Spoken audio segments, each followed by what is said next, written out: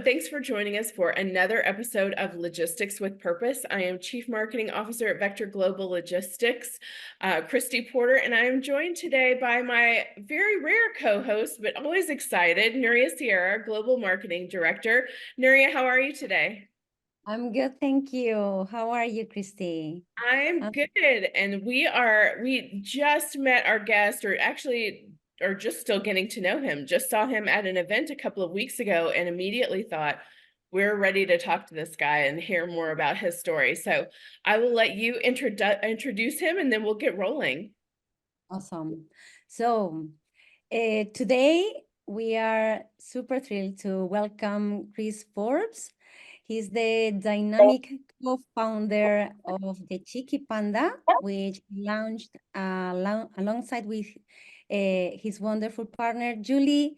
The Cheeky Panda is not just another company. It has been recognized as the 6th top startup in the UK, listed in the Sunday Times Fast Track 100 Ones to Watch, and proudly holds a B Corp certification, underscoring its commitment to positive change. So Chris is also deeply passionate about driving impactful change for good, and is a regular presence in various media platforms, including podcast, press, and radio, and he is well known for his engaging keynote speeches.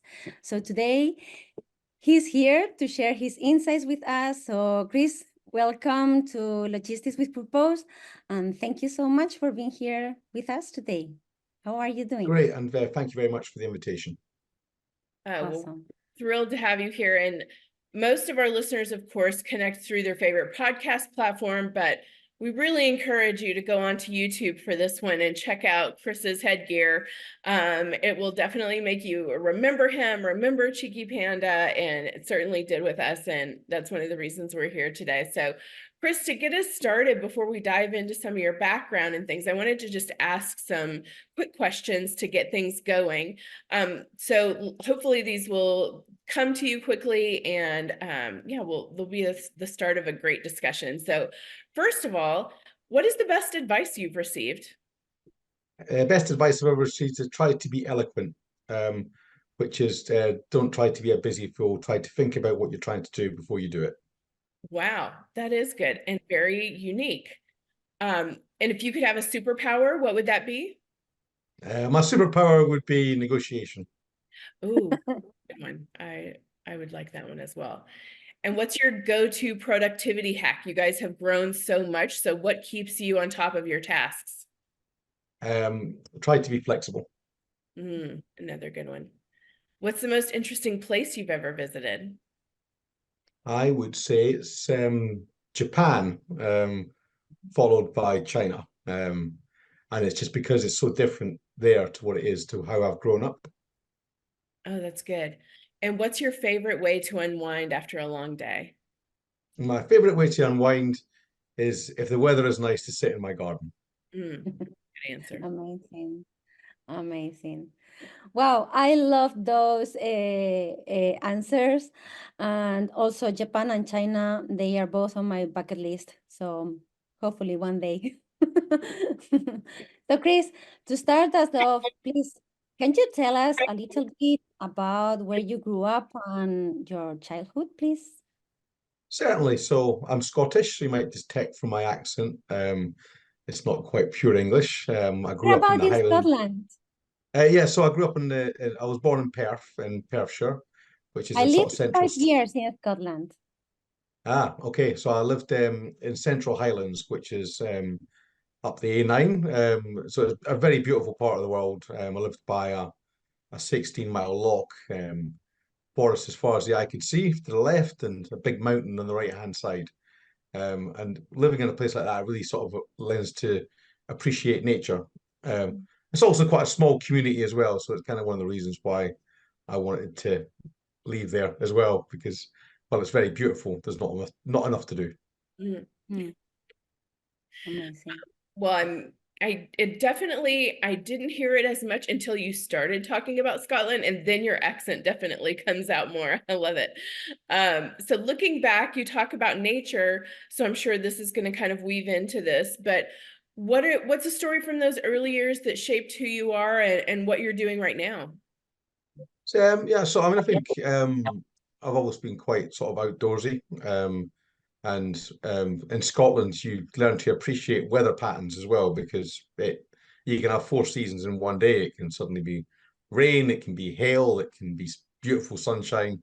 It can be very warm and very cold at the same time. So it's you start to appreciate like your environment around you, and you understand sort of nature. And I think sustainability for me was something that we used to do salmon fishing, and then you understand like why there's a lot less salmon because of overfishing, and then you start to understand the impact that you have in the world. And I think that's always kind of sort of stayed with me, understanding like how like we are as people and how we share this planet with so many different things.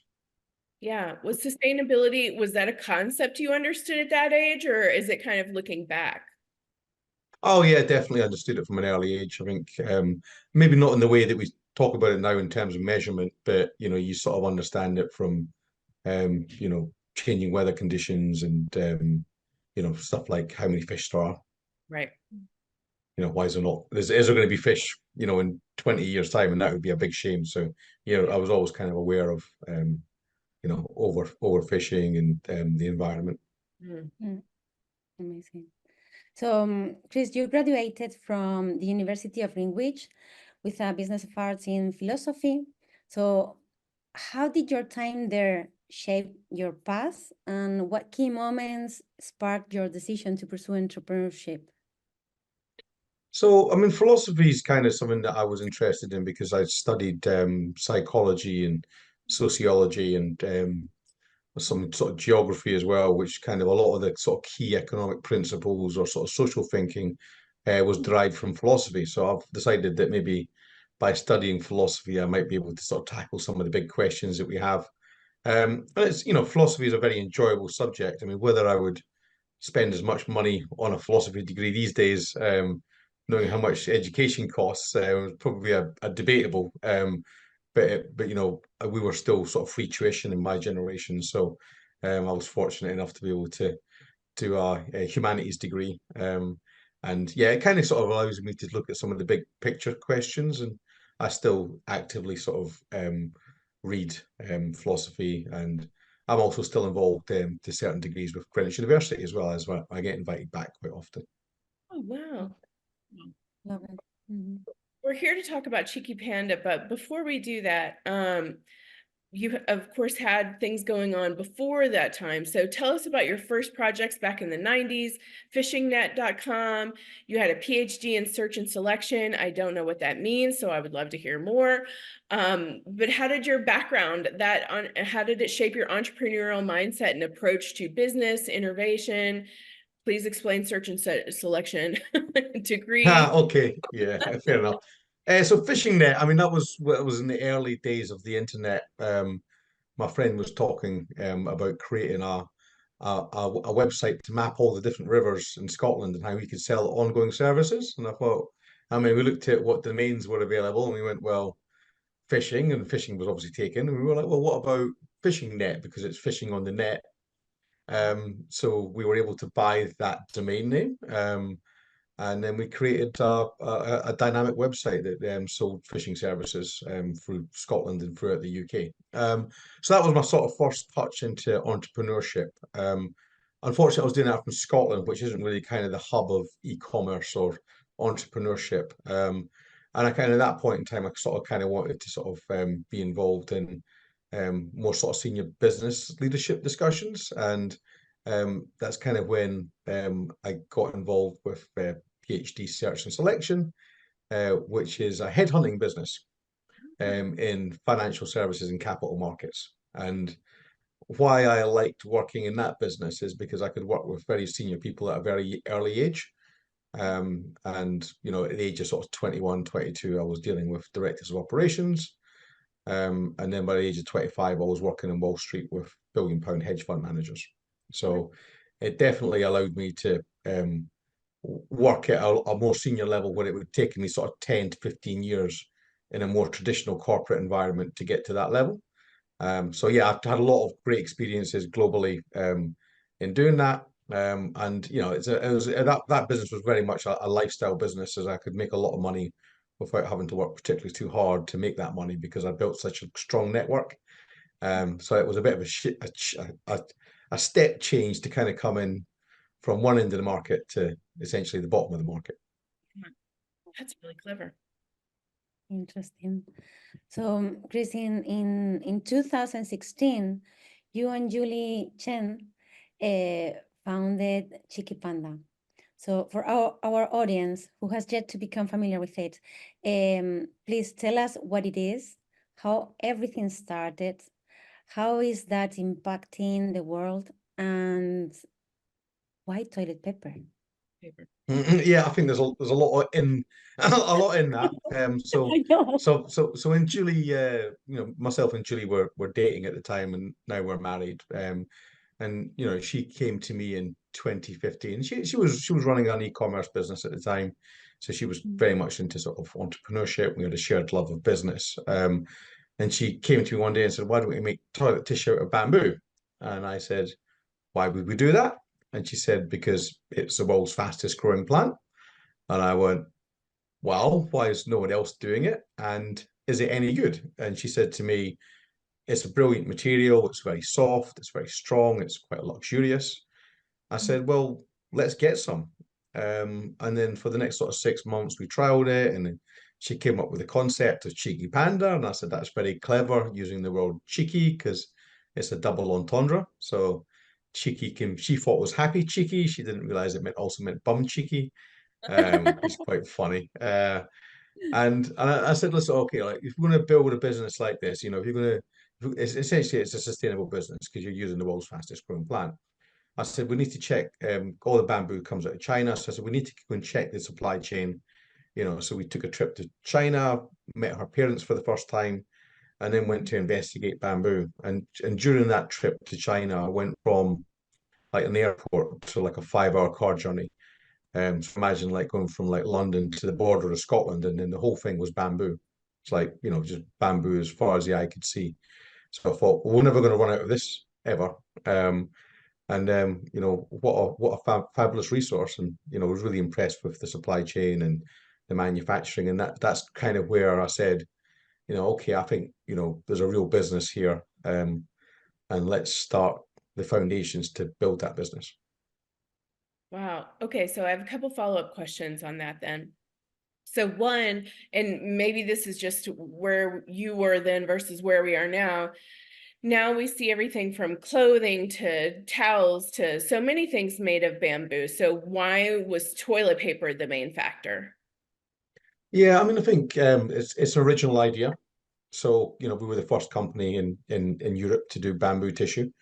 And it wasn't even well known in China that you could make tissue out of bamboo. It was only because Julie was Chinese and she knew it came from the region. So that's why she knew about it. So I think, you know, we were attracted not just to be a copycat. I think anybody can copy an idea. To come up with an original idea, you know, means that you can actually make a market. And that's some of the stuff that I've been doing in my other business, is actually, you know, trying to become number one and sort of making markets, building markets that hadn't been built before. So to be able to do it with a product, yeah, was intellectually appealing. While also understanding there's obviously a lot of risk when you do that. So that's probably the main reason. Right. And so again, forgive my naivety, does bamboo grow like in forests? How is it grown, Yeah, harvested? it does. I mean, it almost looks like a forest, of trees. And it, you know, it can grow up to about sort of 15 meters. So and it harvests every year. So when you cut down bamboo, it just regrows from the root. It's a grass. So it just, and then when you cut down a tree's dead at the root. Trees take a long time to grow. So being able to use something that's, we live in a world of stretched resources. So being able to use something that's such so replenishable, like next to like wind and water and energy, it's, you know, it's one of the most sustainable things on our planet. So, you know, why not be using it in a lot more ways than what we were back in 2016? And 2016 was, you know, sustainability wasn't on everybody's you know, Right. top of the list. It was well, we'll buy it if it's cheaper. was the approach to sustainability, and I think that's changed now. But if you build something early, then when the market catches up with you, that means you're ready. Yeah, absolutely. And so my other question too is the three of us world travelers, we love to travel. You just talked about your experience going to China to see this for the first time. I'm curious, how did those financial and entrepreneurial wheels start turning the career that you had built to that point? How did that come into play when you started this business and started building it from the ground up? Yeah, I mean, it's a good question. It's like the first question is, can you prove that people want the product? I'd watched what BrewDog had done they'd done a crowdfunding campaign with Punks for Equity, and I thought that was a really good way to market test your idea. So when we started the business, I said to Julie, I said, let's go and see if strangers would buy the product. I said, because if strangers buy the product, then we've actually got something here. But if it's just you and I that think it's a good idea, then maybe it's not a good idea. So being able to use that to market test it, we started off a very small campaign of about £10,000. And we sort of reached that within sort of 4 weeks. And I went, okay, well, if strangers want to buy it, then we're obviously onto something here. And we were able to sort of like pre-sell that. So as we were getting the product ready, we were able to sort of bring on new clients. Because business is about trying to achieve revenue as quickly as possible. And if you're always kind of stuck in research and development, then you've got to carry lots of costs and people costs, and you've got bills to pay and mortgages and stuff like that. So first and foremost, I kind of looked at the financial side of things. But secondly, what I did, I looked at actually how to build the market. And so I downloaded the Harvard Business School plan and spent about 40 hours using the template to kind of build out what I thought the business would look like. And about 3 years later, when I went back to the original plan, I'd say that 70% of what was analysed in that document came out to be relatively correct. Well, so we see an immense value in having a strong purpose driving your company forward. So as it can deeply impact both your professional and personal journey. So as a mom as well, understanding that our children often serve as powerful motivators and sources of inspiration. So we are eager to hear about how your little one has influenced the development of new product within the company. Yeah, so I mean, we had our son in September 2018. So in the middle of having a very early stage startup business, we decided to not let life stop, and we had a child. And it was high pressure, but it was the right thing to do. And then once we had our baby, we were using either like Pampers or like wet wipes, baby wipes, and we were like, he kept getting skin rashes, and they dried out really quickly. And we went, well, can we make baby wipes out of bamboo? And sort of 4 or 5 months later, we had Cheeky Panda baby wipes. So that directly influenced us because we could almost sort of see that we could create a better product. And then we sort of developed some more sort of baby care products like sort of nappies and sort of dry wipes as well. So yeah, and it's it's a nice thing that you actually want your children to kind of have good material but also sustainable material, and so that kind of sort of helped our thinking on that. Yeah. Wow, that came to market really fast. And I'm sure there was a huge need for that as well. Well, we had the pleasure of hearing you speak a couple of weeks ago for one of the B month events. So we recently obtained our B Corp certification. You've been in that community for a long time. I'm curious about a couple of things. One, you obviously have had a strong commitment to sustainability and eco-friendliness since the beginning.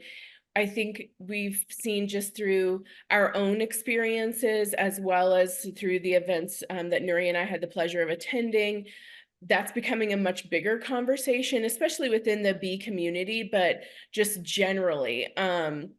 So how do you feel like I feel like we're kind of in a tipping point with that conversation.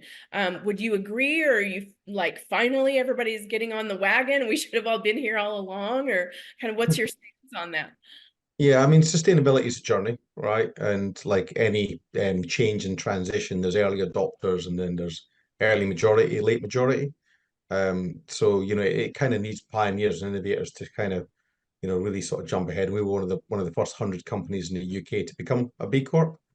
And I sort of did question some of the amount of work that had to go into it for something that wasn't an established certification at the time. But I did think that the pillars that we were building on in terms of like social value, justice, and environmental were actually really good things for us to think about. So that's why I sort of, why we ended up becoming a B Corp. And as you sort of see it build, you see sort of more people kind of coming in and thinking about what's the world that we want tomorrow? And there's some pretty big commitments being made by by government as well as large companies about sort of 2025, 2030, 2050 carbon targets. And you can't do it alone, right? You can't plow the field by yourself. And this is why, having many partners and shared knowledge actually helps it achieve quicker. And this is why I also like doing these types of podcasts is, just to sort of, great that you guys are engaged in this journey as well. And, great that your audience are listening to it. And, if we can all work together, then we can all get there a bit faster. Absolutely. So this is Logistics with Purpose. So of course, you were talking about your supply chain a minute ago, so I wanted to ask you a little bit about that as well. You have bamboo fields in China. I'm guessing a lot of your product manufacturing comes from China. When you're trying to do it, not only just if you declare that you'll be doing it in some kind of ethical manner or environmental manner, but then put like rigorous standards behind it, like you have done, and like you're required to do with B Corp about checking out your suppliers. Is that, or how does that look for you? What kind of process is that to make sure that who you're working with is who they say they are and who's also working for a common good? Yeah, I mean, I think I wouldn't have done this business if I hadn't gone to China in the first instance and got my eyes on it. I certainly wouldn't have been able to do it without Julie, my wife, because she's Chinese, so she speaks the language. And we also put a team in China, so we've got like 5 people in China doing quality assurance and procurement. Building a sustainable business is a lot more than sort of taking an Alibaba product and sticking a label on a box. And I think we've seen a few people recently that have come short in terms of their product because they think they're buying the right thing and it's not really the right thing, but they haven't really taken ownership of that. And I think that's something that, if it is things about, people that create original businesses and sort of founders, if you do it in the right way, then you're actually doing it with a certain degree of diligence. And, that's definitely, a lot of parts to the supply chain, and it's changed through time as well because we started off with one product and which was toilet tissue. Then we did kitchen towel, and then we started to did straws, and then straws come from a different factory. And then we're sort of looking at like, okay, well, some of it has to be sort of moved by barge, by boat, and then it puts on ocean freight, and then ocean freight to distribution, and we distribute in 27 different countries. So some of it kind of goes into centralized distribution into the States or into like Antwerp or into the UK, and then some of it will just go like containers directly into the Middle East, for example, or Australia. So as the business evolves, so does your supply chain, and you're always kind of looking for ways to improve the supply chain. In fact, I'm off to China next week to go and film my supply chain because a lot of people think that China's dirty, and in fact our factories use solar panels, they use water recycling, they're all using modern manufacturing, which is extremely efficient.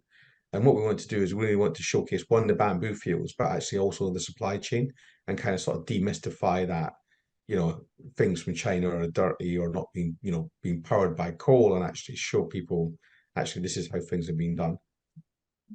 Fantastic. I look forward to watching that in the future. Yes, I was gonna say the same. So So was supply chain your biggest challenge, or was there another one that was even bigger? I think challenges. I think working capital is probably the biggest challenge for any sort of FMCG business. When we started this business, we had to buy the products up front because there's no lines of credit.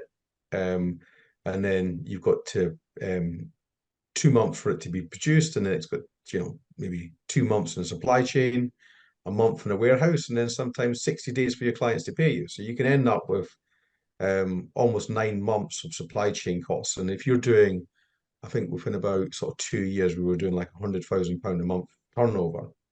You're then running at like £1 million worth of supply chain costs, and the banks don't give you any money at that point in time. And that's probably the hardest thing that we had to deal with, is how do you continue to scale without sort of having, you know, good financing are available. I think it's a lot better now. There's been some more entrants into the market that kind of sort of do more working capital finance. But certainly when we were there, it was very, very tough. And that's why we chose equity crowdfunding, mainly to be able to create the lines of credit that we needed to be able to continue to scale at the level we were scaling at. So, and then, yeah, secondly, behind that is the movement of goods. I think we sell about 400,000 units a month. So that's a lot of boxes. That's a lot of product. You know, that's a lot of FMCG goods. So again, that's kind of requires good systems, good processes, good people. So Chris, looking towards the future, how do you see the role of innovation in sustainable household products evolving? And what would be the next for Cheeky Panda in its mission to change the way we think about everyday essentials? I think changing a toilet roll is probably one of the easiest sustainable things that you can do.